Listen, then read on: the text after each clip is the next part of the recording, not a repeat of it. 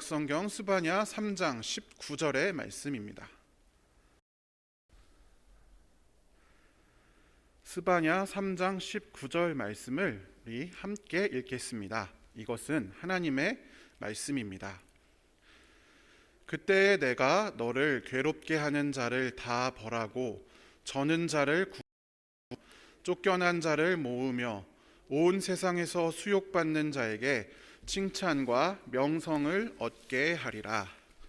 아멘. 대림절 마지막 초를 향하여 라는 제목으로 오늘 수요일에 함께 말씀을 나누겠습니다. 여러분, 생활 수준이 어느 정도 높아진 요즘에도 자신을 풍족하다거나 행복하다고 여기는 경우는 거의 없는 것 같습니다. 특별히 한국 사회에서는 상대적 박탈감이 다른 지역보다 크게 나타납니다. 이 지도는 세계 선진국으로 꼽히는 28개국의 행복도 지도인데요. 우리나라가 굉장히 조그맣게 보입니다만 보시면 주황색으로 표시가 되어 있는데 밑에 여기 보시면 주황색은 불행하다 쪽에 가까운 것을 보실 수가 있습니다. 사람들에게 어느 정도 돈이 모여야 충분하겠냐 이렇게 설문조사를 해보면 대부분이 어떻게 얘기하냐면 너무 많이는 필요 없는데 지금보다는 조금 더 많이 필요하다. 나는 아직은 부족하니까 조금 더 필요하다. 이렇게 응답한다고 합니다. 우리는 이렇듯이 스스로를 대부분 부족한 사람, 아한 사람, 자 결핍한 생각합니다. 그렇게 오늘 본문 3장 19절 그리고 이 스바냐 3장 19절이 포함 14절부터 20절 본문을 읽을 때면 또 그 저는 자, 압제받는 우리 자신을 대입하게 됩니다. 우리 가난, 우리 압제당하고 있지. 하나님께서 시키실 거야. 스바냐 선지자는 기원전 7세기경에 활동합니다. 이 스바냐 선지자는 왕 시대의 예람이었습니다. 요시야 왕은 역사로 이제 조선 정조라는 드라마로 정조 같은 이 유다 왕국의 마지막 불꽃을 태웠던 왕이었지만 애굽과의 이 멸망에 달려나가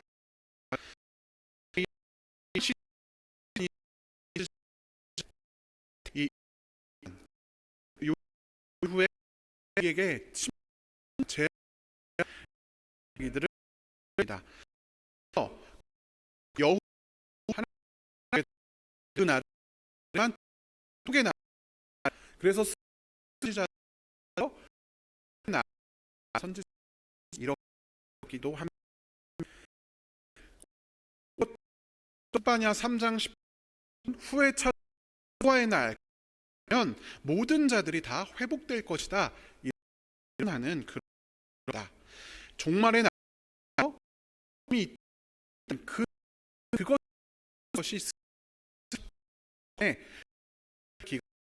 스바냐 19절을 같이 묵상하기도 그런 하나님께서는 이 3장 19절 모든 사람을 다 했다. 그 예언 점 약간 옮겨하십니다. 그 당시에는 스바냐 당 이스라엘과 유다가 하고 나면 그들 자체가 압제받는 자들 아니겠습니까? 그렇기 때문에 을 향한 어떤 메시지였는데 예수님께서 특별히 이 탄생 시대에 이런 자들과 한 자들 더더욱 있는 자들을 통해서 예언이 성경을 설명으로 하고 하셨습니다.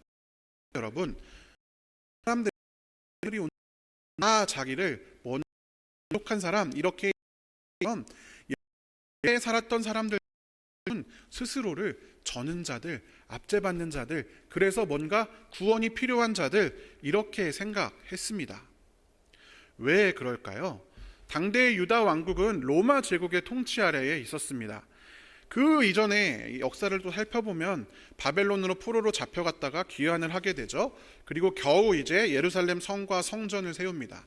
그래서 자기들이 통치하면서 성전에서 예배하나 싶었는데 얼마 지나지 않아서 알렉산더 대왕, 우리가 다 알고 있는 그 알렉산더 대왕을 앞세운 이 헬레니즘 그리스 왕국의 공격 앞에서 허무하게 다 점령당하고 말았습니다.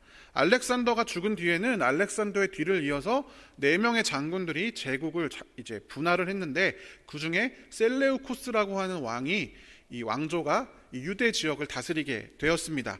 그런데 이 셀레우코스의 안티오쿠스 4세라고 하는 왕이 성전에 이방 신상을 세우고 성전을 모욕하는 일을 저지릅니다. 그러니까 그것을 지켜보는 유대 민족의 마음이 어땠을까요? 굉장히 불구하고 가 없잖아요. 그 강력한 우리를 다스리고 있어요. 그 분을 품고 결국에는 마카베오라고 하는 난을 일으킵니다. 동안 성전을 회복하긴 했지만 곧바로 를 입은 이 이두메, 신약에는 이두메라고 나오고 구약에는 이게 에돔입니다. 에서의 후예 출신인 헤롯이 영국의 왕이 됩니다. 그리고 또 얼마 지나지 않아서 이 헤롯 왕의 후계자들 간의 싸움이 일어나고 유다, 예루살렘은 특별히 로마가 지키는 그런 로마의 되고 맙니다. 여러분, 이 모든 사람들은 일제강점기의 사람들이나 마찬가지 로마 제국의 통치로 인해서 하고 독립을 꿈꾸는 너무나 많이 있었습니다. 그리고 이 조세제도 그리고 이 조세제도를 실행하는 이 세리들의 농간 때문에 경제적으로 어려움을 겪는 사람들도 굉장히 많이 있었습니다. 그렇기 때문에 당시의 유다 민족은 웬만하면 자기 자신을 저는 자, 압제받는 자, 내가 구원이 필요해 이렇게 생각하며 할 수밖에 없었던 것입니다.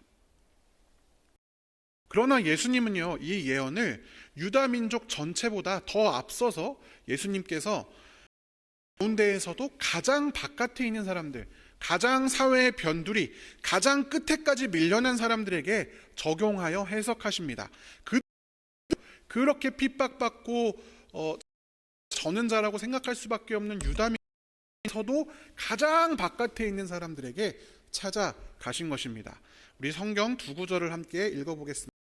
마가복음 2장 15절입니다. 예수께서 그의 집에서 음식을 잡수시는데 많은 세리와 죄인들도 예수와 그의 제자들과 한 자리에 있었다. 이런 사람들이 많이 있었는데 그들이 예수를 따라왔던 것이다. 예수님께서 세리와 죄인들과 함께 계셨습니다. 자, 이어서 밑에 마가복음 3장 9절 10절 같이 읽어보겠습니다. 예수께서는 무리가 자기에게 밀려드는 혼잡을 피하시려고 제자들에게 분부하여 작은 배 한 척을 마련하게 하셨다. 그가 많은 사람을 고쳐주셨으므로 온갖 병을 받는 사람들이 누구나 그에게 손을 대려고 밀려들었기 때문이다. 아멘. 예수님께서는 특별히 여러분 예수님의 사역을 살펴보면 세리와 죄인들, 창녀들 이런 사람들과 함께 지내시는 경우가 많았습니다. 그리고 수많은 병자들과 함께 다니셨습니다.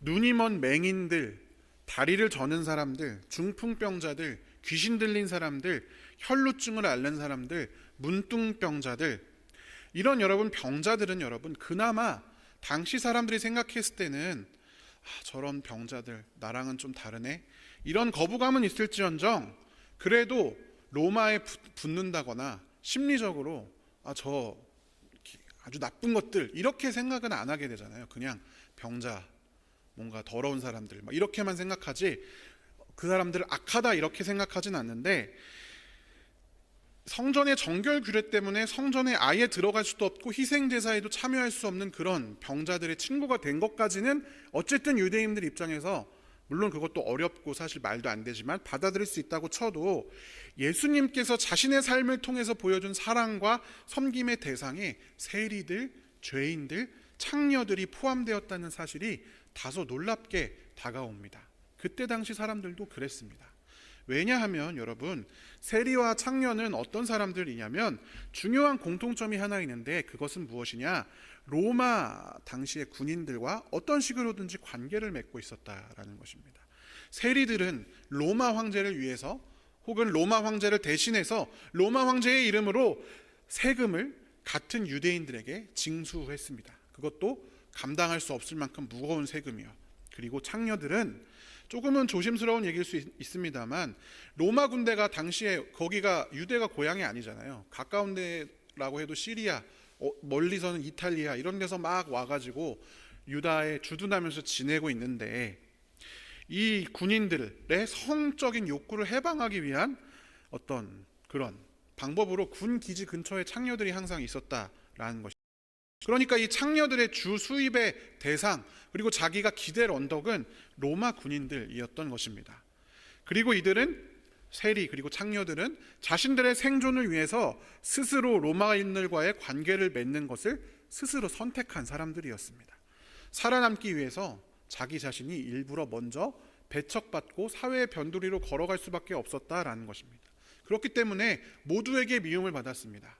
로마인들 입장에서 보면 에이, 저 우리한테 빌어먹는 저런 사람들, 에이, 낮게 생각하고, 유다인들은 어떻겠습니까? 저 로마한테 붙어먹은 사람들, 이렇게 할 수밖에 없었겠죠. 그것도 정당하지 못한 방법으로 그렇게 했으니까. 그러니까 세상 누구에게도 이렇게 크게 인정받지 못하고 배척받는 사람들이 세리와 창녀들이었던 것입니다. 당시에도 여러분 스스로 압제받는다 여겼던 많은 사람들이 말씀드렸듯이 있었습니다. 그런데 예수님께서는 그런 사람들보다도 더더욱이 오히려 그들을 압제하는 세력과 한편이라고 여길 만한 사람들, 그렇지만 그들이 살아가는 사회로부터는 철저히 멸시당하고 비난받으며 소외된 사람들을 먼저 모으고자 하셨고 그들에게 먼저 찾아가셨습니다. 바로 이 이유 때문에 많은 사람들이, 특별히 기존의 종교 지도자들이 예수님을 이해하기 힘들어 했습니다. 예수님을 비난하고 공격하고 오해했습니다. 왜 예수님은 이들을 선택하셨을까요? 더 무난한 사람, 받아들여질 만한 사람, 누구나 고개를 끄덕이면서 저 정도 가난하면 도와줄 만하지, 이런 사람을 선택하지 않고 그런 사람들을 먼저 부르면 욕도 덜 먹고 사람들한테 덜 고생하고 그리고 좀 덜 힘들어 하지 않았을까요? 그런데 누가 봐도 공격받을 만한, 누가 봐도 욕먹을 만한, 누가 봐도 논쟁을 일으킬 만한 사람들과 먼저 교제하시고 그들을 찾아가시고 그들의 친구가 왜 되셨을까요? 함께 찾아가 보려고 합니다. 여러분, 이 예수님의 탄생에 대해서 제가 이야기를 하려고 하는데, 예수님의 탄생을 가장 먼저 들었던 두 집단이 있습니다. 첫 번째는 우리가 다 알고 있는 동방박사들, 그리고 두 번째는 목자들입니다. 동방박사들은 당시에 그 이방 종교 조로아스터교를 섬기던 사람들입니다. 그들이 이방인이죠. 그러니까 예수님과 전혀 상관없는 사람들. 그리고 목자들은 당대의 가장 하층민이고 가장 바쁘고 자기가 거주하는 그런 거주지도 잘 없는 그런 사람들, 바빠서 성전에 가지도 못하는 그런 사람들, 메시아를 기다리는 일로부터 가장 멀리 떨어져 있는 것 같은 사람들에게 가장 먼저 기쁜 소식이 전달되었습니다. 그리고 그 가운데에서도 가장 가까이 있어서 태어난 아기 예수님을 가장 먼저 만나볼 수 있었던 목자들에게 천사가 나타나서 그 기쁜 소식을 알려주면서 했던 이야기가 있습니다. 우리 함께 누가복음 2장 14절을 읽어보겠습니다. 지극히 높은 곳에서는 하나님께 영광이요 땅에서는 하나님이 기뻐하신 사람들 중에 평화로다. 아멘. 지극히 높은 곳, 즉 하늘에서는 하나님께 영광이 되고 땅에서는 하나님이 사랑하는 그 사람들 중에서 평화를 이루려 예수님이 오셨다라고 천사가 선언하고 있는 그런 장면입니다. 그런데 여러분, 복음서를 읽다 보면 예수님, 평화의 왕으로 오셨다는 예수님께서 조금은 다른 이야기를 하실 때가 있는 것을 보게 됩니다. 우리 같이 한번 누가복음 12장 49절부터 53절까지를 먼저 읽어보겠습니다. 나는 세상에다가 불을 지르러 왔다. 불이 이미 붙었으면 내가 바랄 것이 무엇이 더 있겠느냐. 그러나 나는 받아야 할 세례가 있다. 그 일이 이루어질 때까지 내가 얼마나 괴로움을 당하는지 모른다. 너희는 내가 세상에 평화를 주러 온 줄로 생각하느냐? 내가 너희에게 말한다. 그렇지 않다. 도리어 분열을 일으키러 왔다. 이제부터 한 집안에서 5 식구가 서로 갈라져서 셋이 둘에게 맞서고 둘이 셋에게 맞설 것이다. 아버지가 아들에게 맞서고 아들이 아버지에게 맞서고 어머니가 딸에게 맞서고 딸이 어머니에게 맞서고 시어머니가 며느리에게 맞서고 며느리가 시어머니에게 맞서서 서로 갈라질 것이다. 아멘. 그리고 마태복음 10장에도 비슷한 구절이 있습니다. 같이 한번 다시 읽어보겠습니다. 너희는 내가 세상에 평화를 주려고 온 줄로 생각하지 말아라. 평화가 아니라 칼을 주려고 왔다. 나는 사람이 자기 아버지와 맞서게 하고 딸이 자기 어머니와 맞서게 하고 며느리가 자기 시어머니와 맞서게 하려고 왔다. 사람의 원수가 자기 집안 식구일 것이다. 아멘. 여러분, 충격의 말씀이 아닐 수가 없습니다. 저는 이 말씀을 보면서 굉장히 깜짝 놀랐습니다. 평화의 왕으로 오신 예수님, 그래서 무려 천군과 천사들이 하늘에 나타나서 땅에서는 하나님이 기뻐하시는 자들의 평화로다 이렇게 선포했던 그 기쁜 소식의 주인공께서 나는 화평이 아니라 검을 주러 왔다, 불을 주러 왔다, 심지어 내가 온 것은 가족끼리 불화하게 하러 왔다, 이렇게 말씀하셨다라는 것입니다. 이 말이 여러분 이해가 잘 되십니까? 도무지 잘 이해가 되지 않습니다. 평화가 도대체 무엇이길래 하나님께서, 예수님께서 이런 이야기를 우리에게 하셨을까요? 여기에서 우리는 평화라고 하는 것에 주목해 봐야 합니다. 평화라고 하는 것, 사실 신약 시대의 평화는 로마와 바로 연결되는 가치입니다. 여러분들 우리가 다 들어보았을 팍스 로마나라고 하는 말, 제가 설교 때도 여러 번 말씀을 드렸는데요. 이 공화정으로서의 로마가 끝나고 독재자 시저에 이어서 로마의 첫 번째 황제가 된 아우구스투스가 당시로서는 전 세계에 해당하는 지중해 전역을 통치하고 있는 것이 예수님 당시의 시기였습니다. 그리고 여러분, 이 문명 세계를 전부 다 자기가 지배하고 있으니까 더 이상의 영토 확장은 굳이 야만인들하고는 같이 안 해도 돼, 거기까지 쳐들어갈 필요 없어 하고 문명 세계는 자기가 다 점령했어요. 이제 전쟁 필요 없다고 하면서 늘 전쟁이 일어나면 그 로마에 있는 야누스 신전의 문을 열어놓는데 그게 몇백 년 동안 한 번도 닫힌 적이 없는데 아우구스투스가 안토니우스랑 싸우고 이긴 그 해전, 악티움 해전이 끝나고 그 문을 닫아버립니다. 더 이상 우리는 전쟁이 없다, 우리는 평화롭다, 이것을 상징하면서 아우구스투스가 팍스 로마나, 로마에 의한 평화를 이야기를 했습니다. 힘과 또 문명, 도로나 수도 같은 그런 문명의 힘, 그리고 권력, 그리고 돈의 힘으로 속주민들을 압제함을 통해서 로마의 평화는 이어졌습니다. 로마의 군대가 무너지기 시작하자 로마의 평화도 깨지기 시작했습니다. 즉 그 이야기는 로마는 강력한 군대의 힘으로 평화를 이루고 있었습니다. 겉으로 보기엔 지긋지긋한 전쟁이 그쳤습니다. 야누스 신전의 문이 닫혔습니다. 평화와 번영을 누리는 것처럼 보입니다. 그러나 실상은 그렇지가 않습니다. 그것은 로마를 지배하던 로마 지배층에게나 좋은 것입니다. 그 밑에 압제받는 사람들에게는 평화가 아니라 그저 압제받는 순간입니다. 우리는 평화라고 하는 것을 싸움이 없는 상태로 생각하는 경우가 많습니다. 그러니까 다툼이 없는 것이 평화다 이렇게 생각하지만 단순히 다툼이 없는 상태만을 평화라고 말할 수가 없습니다. 우리 다 알지 않습니까? 독재자들이 있는 나라에 투표하면 99% 찬성 나오잖아요. 북한에서 북한도 투표합니다. 투표하면 99% 100% 찬성 이렇게 나옵니다. 그거 보고 와, 다른 의견 없네, 평화롭네, 이렇게 하지 않겠습니까?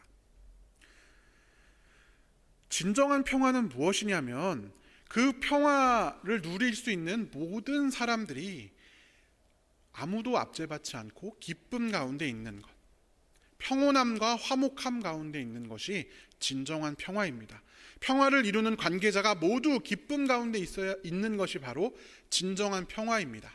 세상의 평화는 어느 한쪽의 힘으로 어느 한쪽을 짓눌러서 다른 이야기가 나오지 않게 하는 것이지만 하나님이 주시는 평화는 그것이 아니었습니다. 예수님께서는 로마의 평화, 즉 가짜 평화를 겉으로만 고요하고 속으로는 기뻐하는 사람과 슬퍼하는 사람, 애곡하는 사람, 압제받는 사람이 나뉘어진 이 평화가 아니라 땅에서 하나님이 기뻐하시는 모든 자들에게 참 평화를 주러 오셨습니다. 그래서 요한복음에서 예수님께서 이렇게 말씀하셨습니다. 같이 14장 27절 읽어보겠습니다. 평안을 너희에게 끼치노니 곧 나의 평안을 너희에게 주노라. 내가 너희에게 주는 것은 세상이 주는 것과 같이 아니하니라. 너희는 마음에 근심하지도 말고 두려워하지도 말라. 아멘. 세상이 주는 평화, 그 평화의 수혜자만 바뀌어지는 그런 평화가 아니라 모두가 기뻐하고 모두가 평안을 누리는 그 평화를 위해서 예수님께서 이 땅에 오셨습니다. 그것 때문에 그 평화에서 가장 멀어 보이는 사람들부터 예수님께서 찾아가셨던 것입니다. 예수님께서는 가짜 평화를 향해서 불을 던지러 왔다, 검을 주러 왔다, 그리고 그 가짜 평화를 옹호하는 사람들 가족들이라도 내가 갈라놓겠다, 이렇게 선언하십니다. 그리고 그 과정에서 가장 변두리, 가장 낮은 데에서부터 사람들을 불러 모아 그들이 칭찬과 명성을 얻게 하는 참 평화의 나라가 하나님 나라임을 보이고자 하셨습니다. 그래서 조로아스터교의 숭배자였던 페르시아의 이교도들, 동방 박사들에게 성탄의 소식을 전하셨고, 당시 최하층민 중에 최하층민, 거주지 없이 떠도는 인생, 예배나 제사와는 거리가 멀었던, 신앙생활과는 도무지 거리가 멀고 단지 생존에만 집중해야만 했던 목자들에게 나타나셔서 이 평화의 복음을 선포하셨습니다. 아무도 거기서는 태어나지 않는 마굿간에서 태어나셨습니다. 그리고 각종 병자들과 세리와 죄인과 창녀들의 친구가 되셨습니다. 여러분, 예수님께서는 이 진정한 평화를 찾기 위해서는 전쟁도 불사하시는 분이십니다. 다른 사람들로부터 아무리 욕을 먹고 공격을 받고 비난을 받아도 이 진정한 평화를 이루기 위해서 자신의 사명을 감당하신 분이 우리 예수님이십니다. 예수님이 오고 나서는 그 당시 평화가 힘센 사람이 밑에 사람을 누르고 그 구조 안에서 세리와 창녀들이 거기에 기생하면서 살고 있는 그 구조, 평온한 구조입니다, 겉으로 보면. 그런데 예수님께서 그것부터 깨시는 겁니다. 여기에 더 이상 기생하지 말아라. 하나님 나라에선 너희에게 복이 있다. 그러면서 이 평온한 구조부터 부수어 내십니다. 문제가 아니었던 것들이 문제가 되기 시작합니다. 여러분, 종말이 다른 게 아니라 그런 겁니다. 세상이 기존에 옳다고 하는 것들이 다 끝나는 거예요. 예수님이 이 땅에 가지고 오신 하나님의 나라는 악의 세력이 가지고 있던 기존 질서를 흔들고 싸움을 걸고 다 무너뜨려 버립니다. 그것이 종말의 시작입니다. 세상 모두가 그건 원래 그런 거야, 어쩔 수 없어, 이렇게 받아들이고 살던 습관들에 대해서 불편함을 느끼게 하고 그것들을 하나님의 방식대로 바꾸려고 하는 싸움을 시작하시는 분이 우리 예수님이십니다. 이러한 일들이 시작되는 시간이 바로 종말인 것입니다. 그래서 예수님이 이 땅에 오셨을 때 종말이 시작됐다라고 이야기하는 것입니다. 종말은 세상 끝에 어느 한순간이 아니라 예수님이 오시고부터 지금까지, 그리고 예수님이 다시 오실 그 순간까지 우리는 종말의 시대를 살아가고 있는 것입니다. 그 종말의 완성을 향해서 가고 있는 것입니다. 종말 속을 살아가면서 그 종말의 시간이 결국 끝이 나고 예수님이 성경에서 수없이 말씀하셨던 그 참 평안이 마침내 완성되어서 우리 삶에 다가오기를 우리는 고대하고 기다리는 것입니다. 그렇기 때문에 이 참 평화를 기다리고 고대하는 우리에게는 단순히 시간을 보내는 것이 아니라 예수님께서 주시는 이 과제를 수행해야만 하는 삶의 목적이 존재합니다. 무엇이냐?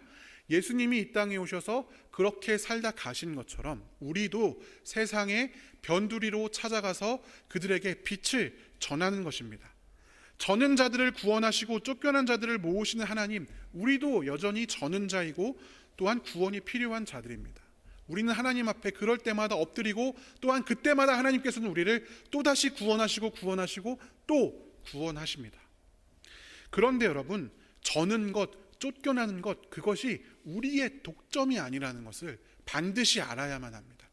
그거를 매번 거기서 확인받는 것이 우리 인생의 목적이 아니라, 절고 쫓겨난 자들이 돌아와서 다시 몸이 회복되면 하나님을 찬양하고 이 하나님의 빛을 가지고 나아가는 일이 우리에게 남아있다. 그것이 기다리는 삶을 살아가는 우리의 인생이다 라고 하는 것입니다.